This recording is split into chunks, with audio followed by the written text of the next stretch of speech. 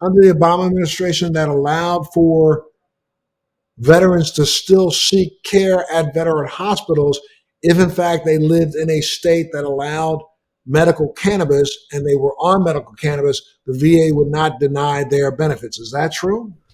Yes, sir. Yes, sir. It is true, but it is limited. What it does is it bars. Congress has barred the VA from penalizing those doctors and veterans that are doing it, not being able to use funds to do it. So it's a limited protection for both doctors and veterans, but it's also a protection that should be available to veterans and doctors anyways in states that are legal. Am I not mistaken though? They weren't allowing veteran VA doctors to do any recommending. They would allow them to have a conversation, but you could not recommend officially. 100%.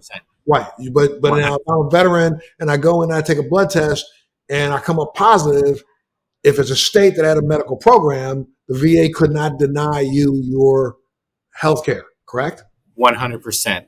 100%. And then when you look at a polling between organizations like AMVETS, in terms of veterans in the VSOs or the veteran service organizations, you're looking at over 80% of veterans support and seeking cannabis treatment or therapeutic alternatives for the issues that they face.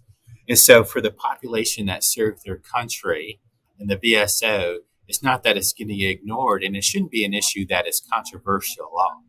If you're able to increase the amount of research that is done to this and allow access, but have their physicians be able to make recommendations, direct them towards better outcomes to treatments, I think that's something that the majority of Americans would